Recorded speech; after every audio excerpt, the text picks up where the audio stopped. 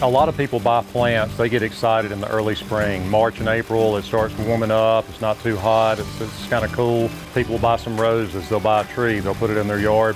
And Mother Nature's really forgiving during that time because you're getting some rain, and even if you're not getting rain, it's cool enough where you don't have to water a whole lot. So now we get to this time of the year, you can't count on Mother Nature this time of year, you have to supplement the water. And the second thing you can't do is count on a sprinkler system. A sprinkler system will not water deep enough for a tree. A sprinkler system will keep your grass alive this time of year, but not a newly planted tree or shrub. So what we want to do is probably every other day, get that water hose, turn it on a slow drip, and sit it at the base of the tree and let it sit there for 10 minutes, maybe 15 minutes. You'll be able to tell. And that's the way we want to water. A sprinkler will you won't get near enough water. You'd have to leave the sprinkler on for days to water it deep enough, and you'd be wasting a lot of water. So rarely do I have a person overwater a plant. 99 times out of 100, nobody waters enough. People don't realize how much water plants need this time of year. So if you're not sure, then water it again, and you probably won't be doing wrong. Houseplants the last few years have been really popular. And especially with the virus, people are stuck at home a little bit, and they want to make their inside their house a little more fun. So even me, I used to be scared of houseplants. I didn't think I could grow them, but houseplants are not that difficult. You got to do two things. Most of them like a good amount of light, not direct sunlight, but in a room with some windows. That's the first half of the equation, getting plenty of light in the room, and that's indirect light, not the sun hitting it directly, but coming through a window and diffusing through the room.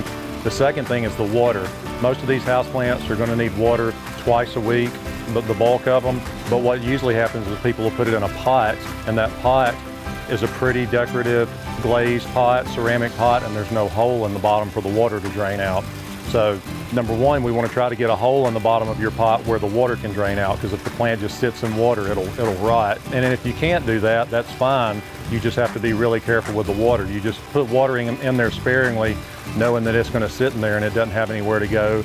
And you may have to check it periodically to make sure the water's not sitting in there. So if you can get plenty of light and get the watering correct, where the plant doesn't hold water, but gets water and the water drains out, you're pretty home free. We have a lot of people say, I've never done houseplants, I'm scared. Probably the three easiest. Number one, people laugh at this one, but it's a plant you can't kill. It's called the mother-in-law tongue, and it won't stop. You don't have to do a whole lot to it, but it's called the mother-in-law tongue. Some people call it the snake plant, and once you see it, you'll be like, oh yeah, I've seen that before. It probably needs water once a month. There's another one called the ZZ plant. We've actually figured out if we water those too much, it'll kill them.